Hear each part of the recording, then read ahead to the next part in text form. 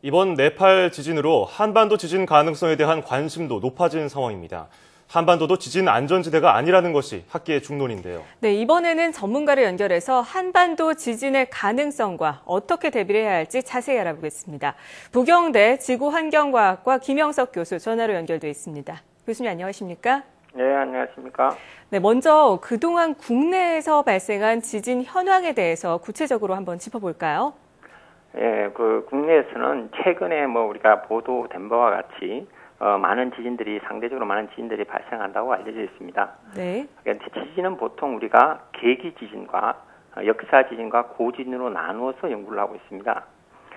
계기 지진이라는 것은 우리나라에서는 지진계가 근대적인 지진계가 1905년에 인천에서 설치된 이후로 관측된 지진을 말하는 것이고요. 네. 그 이전에 일어났던 지진은 지진기가 없었기 때문에 역사적인 기록으로 통해서 연구를 합니다. 그리고 이거 역사적 기록에도 남아있지 않은 지진들은 고지진으로 해서 우리가 지질적인 자료를 통해서 우리가 획득을 해서 연구를 하게 됩니다. 그래서 이러한 자료들을 보게 되면 계기 지진에서는 최근에 우리가 기록된 그런 1978년 이후에 보면은 규모 5 이상의 지진이 5차례 정도 기록이 돼 있습니다. 네네. 그러나 사실상 우리 역사 지진이나 고지진의 자료를 보면 규모 5뿐만 아니라 크게는 6.7 정도까지도 기록이 돼 있습니다. 그래서 상당한 큰 지진들이 한반도에서 일어날 가능성이 높다고 볼 수 있습니다. 예, 이게 계기 자료는 5 이상이 78년 이후에 5차례 있었지만 역사 자료를 보니까 6.7 이상이 있었다. 그렇다면 이게 몇백 년 주기로 왔다 갔다 하는 거기 때문에 우리나라에서도 그럴 가능성이 있는 건데 특히 이 지진이 자주 발생하는 지역이 어디인가요? 우리나라에서는 현재 최근에는 특히 지진이 많이 일어나는 것이 서해안 쪽을 중심으로 많이 일어나고 있고요. 예. 특히 우리 평양을 중심으로 한 지역에서 지진이 상대적으로 많이 기록이 되고 있습니다.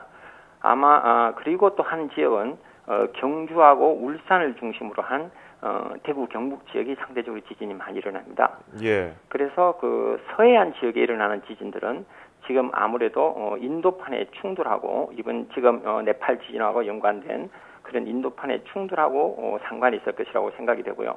그 다음에 경주나 울산 지역의 지진들은 우리가 태평양판과 필리핀판이 섭입을 하면서 일본 밑으로 섭입을 하면서 일어나는 특히나 우리가 양산단청과 우리나라에서 있는 울산단청이 반응을 하면서 일어나는 지진일 것으로 예측을 하고 있습니다. 예. 네, 서해안 지역과 경주, 울산에 대해서 짚어주셨는데 그렇다면 만약에 한반도에서 지진이 발생이 된다면 어느 정도의 규모가 될까요?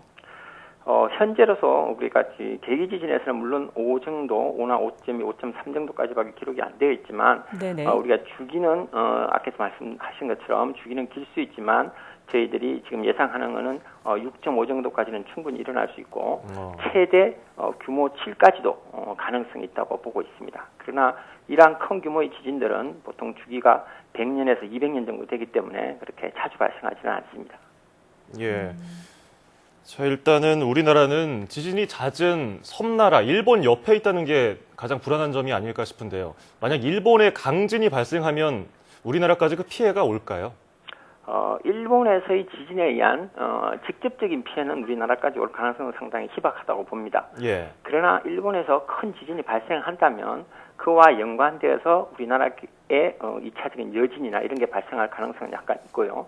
그 다음에 물론 일본의 서해, 즉 우리나라의 동해 쪽 부분에서 큰 지진이 발생한다면 쓰나미나 이런 영향들이 올 수는 있습니다. 그러나 지진은 근본적으로 오면서 감쇄를 하기 때문에 한반도에 일본의 큰 지진에 의해서 직접적인 큰 피해는 줄 확률은 상당히 낮다고 봅니다. 네, 그나마 좀 직접적인 피해는 없다고 하시니까 그래도 지진은 어떻게 될지 모르는 상황이기 때문에 미리 예측할 수 없는 만큼 대비가 무엇보다 중요할 텐데 현재 지진을 대비하기 위한 방안들 어떤 것들이 마련이 돼 있습니까? 지금 우리나라에서 나름대로 지진에 대한 연구들을 열심히 하고 있습니다만은 외국에 비해서 상대적으로 부족한 것이 사실입니다. 특히나 90% 이상의 큰 지진들은 90% 이상의 대부분의 큰 지진들은 활성단층에서 발생을 하고 있습니다. 그래서 외국에서도 활성단층에 대한 연구를 굉장히 심도 있게 하고 있습니다. 그러나 우리나라에서는 지금 활성 단층 지도가 아직 완성이 되지도 못하고 그 계획이 정부의 이제 뭐 재정 문제 등에 의해서 지금 미루어지고 있습니다. 그래서 제가 생각하기에는 이 활성 단층 지도의 제작이 시급하고 이것이 빨리 이루어져야 그 활성 단층의 이 위치에서 피해서 우리가 건물들, 중요한 시설물들이나 고층 아파트나 이런 것들을 세우지 않게 할 수 있기 때문에 예. 그것이 가장 큰 문제라고 생각을 하고요. 그 다음에 우리가 그 집안의 특성에 맞는 그런 내진 설계가 필요하고요. 그 다음에 이제 건물의 위험도나 이런 거를 따져가지고 거기에 맞게 내진 설계를 하고 지진 연구에 좀 더 적극적으로 그러니까 지원을 할 필요가 있다고 생각을 합니다. 예. 네. 일단 활성단층에 대한 우리나라의 지도 완성이 좀 돼야 될 거고요. 내진 설계 당연히 중요하겠죠. 여러 가지 문제 짚어주셨습니다. 자, 지금까지 부경대 지구환경과학과 김영석 교수였습니다. 오늘 조언 감사드립니다. 네, 감사합니다.